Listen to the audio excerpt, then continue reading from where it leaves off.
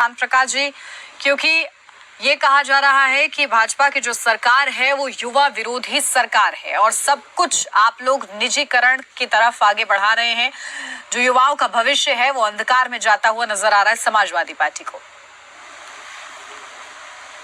देखिए, सही मायने में आप पिछले आजादी के बाद जितनी भी सरकारें आई वो युवाओं को नौकरी देने का वायदा करती रही। नौकरियां भी उन्होंने उतनी प्रचुर मात्रा में नहीं दी और केवल एक नौकर बनाने का जो है परंपरा उन्होंने बना करके रखी। किसी प्रकार से व्यापार के उद्यम के जो साधन थे उनको बढ़ाने का काम नहीं किया, बल्कि जो पहले से उद्यम लगे हुए थे वो पिछले विगत वर्षों में जो है वो खत्म होते चले गए और यहाँ का व्यापार जो है वो भारत से छिन करके और चाइना की तरफ चला गया। मैंने खुद उत्तर प्रदेश में बुर्दिल नगर में जो गिलास बीज का कारोबार है बहुत बेहतरीन और पनप रहा था। आसपास के 200 किलोमीटर के दायरे में वो लोग जो है व्यापार दे पा रहे थे वहाँ के, मगर वो सारा कारोबार जो है वो गलत जो कांग्रेस की नीतियों के कारण से, मनमोहन सिंह जी ने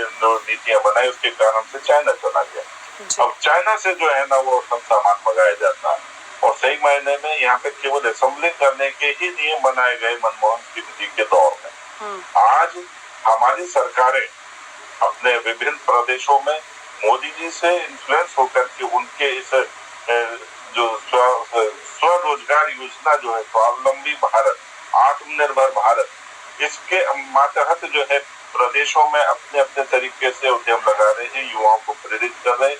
बगैर गारंटी कि उनको पैसा देने की जो बात हमने शुरू की मोदी जी के नेतृत्व में, आज वो परिणाम देना शुरू कर चुकी है और तमाम एमएसएमई जो है उसके जो नौजवान बच्चे उससे जोड़ रहे हैं और वो व्यापार शुरू कर पा रहे हैं। सरकार से वो लोन ले रहे हैं, बगैर किसी गारंटी के पैसा चुका रहे हैं, उनको नए लोन मिल रहे हैं। और उसी कड़ी में अभी हमारा जो उत्तर प्रदेश में जो उद्यम जो कॉन्क्लेव चल रहा है उसमें योगी जी ने स्पष्ट किया कि हम जिस तरीके से इस पर काम कर रहे हैं इसको और बेहतरीन तरीके से बनाए। उत्तर प्रदेश के नौजवान या देश के नौजवान नौकरी देने वाले बने, नौकरी मांगने वाले नहीं। समाजवादी पार्टी जो है वो प्रयास कर रही है कि ये किसी तरीके से सफल उद्यमी ना बन जाए, ये नौकर बने रहे, इसलिए वो नौकरी मांग रहे हैं। तो अब आप दोनों में खुद डिफरेंस देखें, आपको मालिक बनना मंजूर है या नौकर? ठीक है, लेकिन हर कोई मालिक भी नहीं बन सकता। इसकी भी एक कार्य योजना आप लोग को तैयार करनी होगी। एमएसएमई उद्योगों को आप लोग बढ़ावा दे रहे हैं, बड़े बड़े कॉन्क्लेव हो रहे हैं, लेकिन ये सीधा सीधा आरोप आप लोगों पर कि सिर्फ आप लोग अपने पूंजीपति जो उद्योगपति हैं उनको फायदा पहुंचाने के लिए कर रहे हैं। देखिए, ये बात कहना कि केवल पूंजीपतियों को लाभ देने के लिए ऐसा कर रहे हैं, ये केवल राजनीतिक और मिथिक जो है ना बयानबाजी है। अगर किसी चीज का प्रोडक्शन हमारे नौजवान करेंगे तो उस प्रोडक्शन में सप्लायर कौन बनेगा? नौजवान ही बनेंगे। उसको मैन्युफैक्चर करने के लिए जो नौजवान उसका काम करेंगे, बेशक से वो ठेकेदारी के रूप में काम करे या किसी भी तरीके से उसके लिए सप्लायर होंगे। पूरी की पूरी यूनिट, कहीं पर भी कोई यूनिट लगती है तो उसके आसपास तमाम तरीके की व्यवस्थाएं बनती है। वहाँ पर खाना प्रोवाइड करने वाले लोग, वहाँ पर मकान जिनमें किराए पे रहने वाले या मकान बना करके रहने वाले लोग, अन्य संसाधनों को प्रोवाइड करने वाले, ट्रांसपोर्टेशन प्रोवाइड करने वाले। तो एक उद्यम लगने से केवल एक उद्यमी परिवार नहीं बल्कि उद्यम से जुड़े हुए वह सभी जो साथी जो सहयोग करते हैं, चाहे वो ठेकेदार के रूप में हो, सप्लायर के रूप में, और आगे उसको बेचने के लिए सेल्स के काम देखने वाले जो नौजवान हैं उन सबको रोजगार मिलता है। 500 लोगों के एमएसएमई उद्योग से 85,000 लोगों का भरण पोषण होता है, बच्चों के भविष्य बनते हैं। इसलिए केवल ये बात कहकर के लोगों को भड़काना कि किसी पर्टिकुलर को हम बेनिफिट देने वाले, अरे भैया आप काम चालू करो, आपको बेनिफिट मिलेगा, आप क्यों लोगों को प्रेरित करते हैं? सरकार इतनी बेहतरीन योजना चला रही है, पहले परेशानी महाजन को पैसा देना, उसको ब्याज देना, इससे इनके साथ जुड़ी हुई थी। मगर आज सरकार जो है नौजवानों की उस परेशानी को कि फाइनेंस इनको कैसे प्रोवाइड किया जाए, वो सीधे तौर पर अपनी गारंटी पे दे रही है। जब आप उसको कर रहे हैं, सरकार गारंटी पर पैसा दे रही है, तो उसमें नौजवानों का लाभ लेकर के और अच्छे उद्यम बनाए, और वो उद्यम जो है तमाम हजारों लोगों का भरण पोषण करेंगे। इसमें इससे बेहतर और क्या व्यवस्था बन सकती है, आप ये खुद बताएं। बिल्कुल, देखिए एक मार्ग प्रशस्त होगा, कहीं ना कहीं युवा जो है सशक्त हो पाएंगे और औरों को भी रोजगार दे पाएंगे। प्लान आप लोग का बुरा नहीं है, लेकिन विपक्ष जो सवाल उठा रहा है वो भी लाजिम है पूछना। हमारे साथ ओम प्रकाश जी भी जुड़े हुए हैं। ओम प्रकाश जी, मेरी आवाज मिल रही है आपको? जी ओम प्रकाश जी, स्वागत है आपका। और ये बताइए कि आप लोग को क्यों ऐसा लगता है कि सरकार जो है युवा विरोधी है, जबकि बड़े बड़े कॉन्क्लेव हो रहे हैं, युवाओं तक नौकरी पहुंच रही है, स्वरोजगार से वो जुड़ रहे हैं, आगे बढ़ रहे हैं, तो खामी कहाँ नजर आ रही है आप लोग को?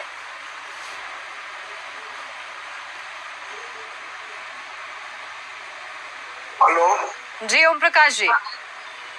हाँ, सुनाई पड़ रहा है मैडम? जी जी बिल्कुल, बोलिए।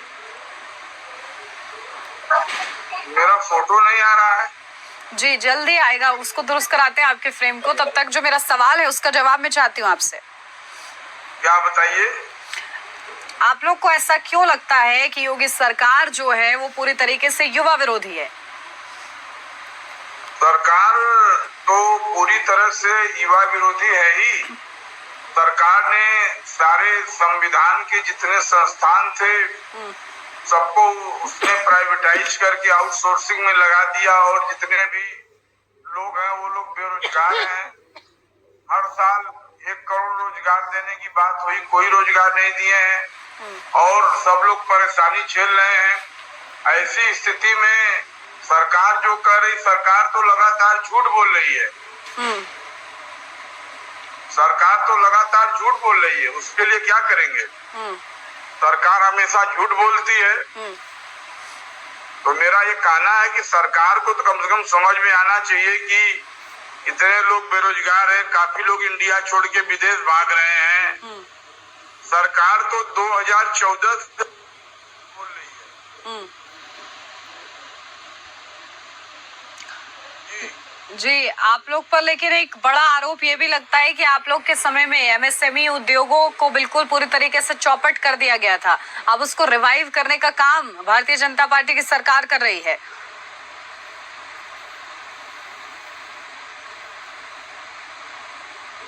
चलिए ओम प्रकाश जी, मेरी आपकी आवाज नहीं आ रही है मेरे तक। अनम्यूट कीजिए जरा, शायद आपकी ऑडियो म्यूट हो गई है। चलिए ओम प्रकाश जी, लौटती हूँ आपके पास आ रही हूँ शांत प्रकाश जी।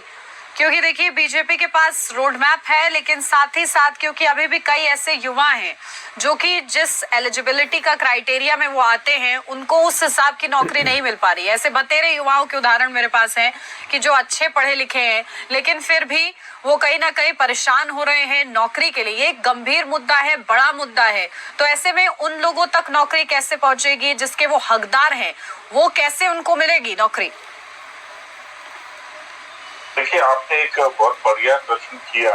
वो शायद जो है समाजवादी पार्टी के जो प्रवक्ता है वो उसका जवाब नहीं दे पाए। पहले मैं उसका जवाब दे दूंगा आपको कि पहले के समय में जो उद्योग जो थे उत्तर प्रदेश में, वो ज्यादातर उद्योग जो लगाए तो जाते थे, चार्टर्ड अकाउंटेंट्स के साथ में मिलकर के लोन लिया जाता था, इंडस्ट्री स्टैब्लिश की जाती थी, मशीनरी लगाई जाती थी, मोटर के ऊपर जो कमीशन दिया जाता था, और उसके बाद में उस इंडस्ट्री को करोड़ों रुपया लगाने के बाद डेलिबरेटली उसको जमीन और मशीनरी को वो यूनिट के रूप में घोषित कर देते। पूरा आप बुलंदशहर से लेकर के और पूरा बुंदेलखंड तक हजारों यूनिटें आपको उस वक्त में देखने को मिलती, जो मिली भगत से जो है वो 6 यूनिट घोषित कर दी जाती थी, और जो कंपनी जो थी वो उसमें पैसा देने के बाद में और लिटिगेशन में चले जाते थे। ये एक फैशन बना हुआ था उत्तर प्रदेश को जो उद्योग से वंचित करने में। इस प्रकार की जो टैक्टिस जो थी ना, वो समाजवादी पार्टी और बहुजन समाज पार्टी के दौर में बहुत मुझसे नीचे रही। और सही मायने में यही कारण था कि उत्तर प्रदेश छोड़ा। और अभी आपने जो बात कही कि जो नौजवान जो है वो नौकरियों के लिए क्षमताएं रखते हैं मगर उनको नौकरियां नहीं मिल पा रही हैं। देखिए, सरकारी क्षेत्रों में हर चीज की सीमा होती है, सरकारी क्षेत्र में भी वो सीमा है। अब आप जिस इंडस्ट्री में काम कर रही हैं, तो आप जिस एपीएन इंडस्ट्री को देख रहे हैं उसमें भी जो नौजवान जो है उनको रखने की सीमा है। ये किसी तरीके से उस सीमा को तो उल्लंघन नहीं किया जा सकता। सरकार के क्षेत्र में भी कि सरकार भी कितने लोगों को रख पाएगी। झूठ बोल रहे हैं, कितना बोल रहे हैं, तो उसको कम से कम जो है उतने लोगों को तो रख। ओम प्रकाश जी, क्योंकि आपको ऐसा लग रहा है कि शांत प्रकाश जाटव जी और उनकी सरकार जो है झूठ बोल रही है, ऐसा क्यों लगता है? देखिए, श्याम प्रकाश जाटव जी वो क्लियर चीज नहीं बता रहे हैं। वो जो है पूरी बात को रख नहीं पा रहे हैं। कारण यह है कि उनको पार्टी के ही गाइडलाइन में बोलना है मैडम।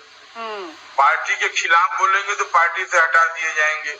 उनको सच्चाई बताना चाहिए कि 2014 से सरकार बनी है और बाबा साहब अम्बेडकर के संविधान के तहत जितनी भी संवैधानिक संस्थाएं रही हैं उसको प्रधानमंत्री जी ने बेच दिया। तो उसमें प्राइवेट सेक्टर को उन्होंने बढ़ाया। प्राइवेट सेक्टर में रोजगार है नहीं। रेलवे में मुझे जानकारी है 1-1 लाख वैकेंसी आती थी। टीचरों की वैकेंसी 70-80 हजार आती थी। सारी व्यवस्था को भारतीय जनता पार्टी ने खत्म कर दिया और 1 करोड़ जो रोजगार देने का वादा था वो भी प्रधानमंत्री जी का खत्म हो गया। तो मुझे ये कहना है कि श्याम प्रकाश जाटव जी के पास कोई आंकड़ा ही नहीं है। वो क्या बात करेंगे, उनको कोई जानकारी नहीं इस संबंध में है कि रोजगार जो है हम छीन रहे हैं कि रोजगार दे रहे हैं। ठीक है शांत प्रकाश जी, आप लोग के पास कोई आंकड़ा नहीं है, आप लोग के पास कोई आंकड़ा नहीं है। इन्होंने रोजगार दिया है। काउंटर कमेंट आपका। देखिए, ये डॉक्टर अम्बेडकर जी बैठे हुए हैं, ओम प्रकाश अम्बेडकर जी हमारे साथ बैठे हुए हैं और जिस तरीके से ये बयान दे रहे हैं बड़ा ही जो है ना दुर्भाग्यपूर्ण है। आप मुझे एक बात बताएं, देश के अंदर इतना इंफ्रास्ट्रक्चर एस्टेब्लिश हुआ है, सड़कें बनी है, तमाम इंस्टीट्यूशन बन रहे हैं, ये जिन्नात आके बना रहे हैं क्या? ये जो जितने भी निर्माण हो रहे हैं ये सभी निर्माण जो है हमारे यूथ और युवा बना रहे हैं। अलग अलग क्षेत्र में, इंजीनियरिंग सेक्टर में भी ये लोग जो है इसमें अपना सहयोग दे रहे हैं। कंट्रैक्टर हैं, सप्लायर हैं और सब चीजें इस तरीके से पूरे देश में इंफ्रास्ट्रक्चर जिस तरीके से बन रहा है। आपने तमाम जो है ना रेलवे को आपने देखो किस तरीके से बढ़ा दिया है पूरे देश के अंदर। हर क्षेत्र में हम उन्नति कर रहे हैं। हम 16वें नंबर से चौथे नंबर तक आर्थिक पोजीशन में पूरी दुनिया में फोकस में है। तो अम्बेडकर जी को ये पता नहीं है कि आज नौजवान जो है वो काम करके देश को प्रगति दे रहा है और सरकार जो है भ्रष्टाचार मुक्त सरकार है, इसलिए उसके बेहतर परिणाम हमारे आ रहे हैं। आज हमें जिस तरीके से अपने ही देश में निर्मित हथियारों से पाकिस्तान को 36 मिनट के अंदर नेस्तो नाबूद कर दिया, उनके तमाम बाकी कामों से इनकार नहीं है शांत प्रकाश जी, बाकी कामों से इनकार नहीं है, लेकिन रोजगार के मुद्दे पर आज हमें चर्चा करनी है कि रोजगार के लिए सरकार क्या कर रही है। जब प्राइवेटाइजेशन होता है प्राइवेट सेक्टर में, कॉर्पोरेट वर्ल्ड में क्या चल रहा है, सरकार को भनक भी है इसकी। मैं एक और आंकड़ा आपको देता हूँ जी। जो ईपीएफ जो जमा होता है जब 2013 में हमारी सरकार बनी तो 7 करोड़ ईपीएफ रजिस्टर्ड थे। आज वो 28 करोड़ ईपीएफ रजिस्ट्रेशन है। क्यों? क्योंकि इसमें 20 करोड़ नए जो लोग हैं उन्होंने नौकरियां मिली हैं और उनसे ईपीएफ हो रहा है। तो आप ये बताएं कि ये तो 1 करोड़ की बात, अरे सरकारी आंकड़ा अम्बेडकर जी, आपके नाम के साथ अम्बेडकर लगा हुआ है, तो कम से कम उस नाम का तो चिंता करो। आप इस ये चीज सब को तो आंकड़ा समझो कि आप कितने लोगों को रोजगार दिया है। एडमिनिस्ट्रेशन जो है, नहीं, आपके पास है कोई आंकड़ा जो ये बताता हो कि रोजगार ना मिल रहा हो? ओम प्रकाश जी, आपके पास है कोई ऐसा आंकड़ा जो कि ये बता रहा हो कि सरकार रोजगार देने में विफल रही है? तो वो आंकड़ा भी बताइए जरा। मैं बता रहा हूँ, सरकार ने अरे नहीं बता पाओगे। जितने गवर्नमेंट सेक्टर को खत्म कर दिया है, विज्ञापन हुआ ही नहीं। 2014 से सरकारी जितनी संस्थाएं थी सबको बंद कर दिया, तो नौकरी कहाँ देंगे आप? कौन कौन सी संस्थाएं बंद हो गई हैं, जरा कोट कीजिए। बता रहा हूँ, जैसे एयर इंडिया को प्राइवेटाइज किया और टेलीफोन BSNL को मुआ दिया इसने, इन लोगों ने। जो भारतीय संचार निगम लिमिटेड, जो BSNL जो भारत की शान थी, BSNL के टावर पर जियो बेच रहा है अपना सिम। ये लोग जो है सांप है, जब मूस बिल बनाता है तो उसी में घुस करके मूस को भी खा जाते हैं। BSNL का जो है टावर है, BSNL की व्यवस्था है, उसको इन्होंने अडानी को दे करके जियो सिम चला के बिचवा रहे हैं। ये लोग रोजगार नहीं दे रहे हैं, ये लोग देश के नौजवानों को भिखारी बना रहे हैं, पकौड़ा तलवा रहे हैं। ठीक है, ये लोग कटोरा दे रहे हैं। प्राइवेट सेक्टर में जो लोग नौकरी कर रहे हैं, क्या उनको तनख्वाह नहीं मिल रही है? आपका ये कहना है? तनख्वाह तो किसी को भी तनख्वाह 10,000 से ऊपर नहीं मिल रही है, और गवर्नमेंट सेक्टर एक स्केल नहीं मिल रहा, ये मैं मान रही हूँ। ठीक है, यही सवाल मेरा था लगातार आपसे। ठीक है, यही सवाल मेरा था, क्योंकि शांत प्रकाश जी, कॉर्पोरेट वर्ल्ड में आखिर क्या चल रहा है, किस तरीके से जो युवा है वो परेशान हो रहे हैं, क्योंकि उन्होंने पढ़ाई अच्छी खासी की है, लेकिन उनका जो पे स्केल है वो बेहद ही कम रह गया है। आप लोगों ने स्वरोजगार के लिए, इस बात से इनकार नहीं किया जा रहा है कि आप लोग स्वरोजगार के लिए बहुत कुछ कर रहे हैं, लेकिन सब स्वरोजगार से तो नहीं जुड़ सकते। जो युवा नौकरी की तरफ आकर्षित हो रहे हैं, वो युवा परेशानी झेल रहे हैं और उनको नौकरी नहीं मिल रही है। उसके लिए सरकार का क्या प्लान है? कोई रोड मैप है उसके लिए?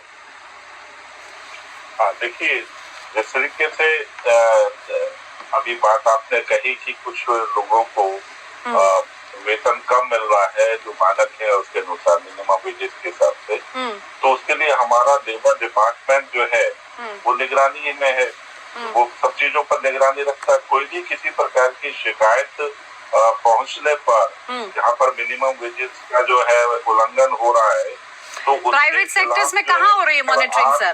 प्राइवेट सेक्टर्स में कहाँ हो रही है मॉनिटरिंग?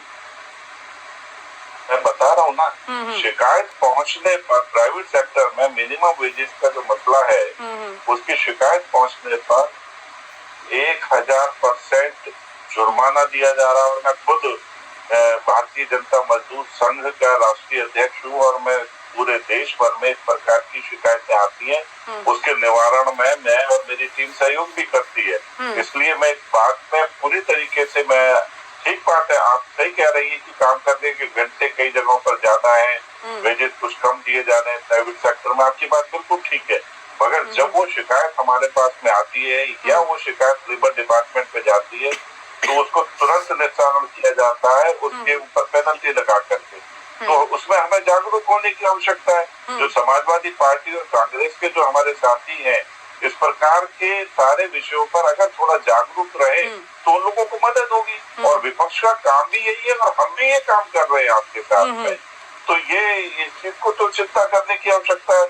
और दूसरा, अभी तक जो EPF जमा करने की भी घटना है, क्या होता था पहले की सरकारों के दौर में, EPF जमा नहीं हुआ करता था, मगर मोदी जी ने जब इसको डिजिटल कर दिया है, तब से ठीक है, युवाओं को रोजगार से जोड़ना भी आपकी सरकार का काम है। एम्प्लॉय और एम्प्लॉय जो पैसा जमा करते हैं, वो पैसा तुरंत आपके मोबाइल पे, जो रजिस्टर्ड मोबाइल है, उस पर फ्लैश होता है कि आपका EPF का इतना काट दिया गया।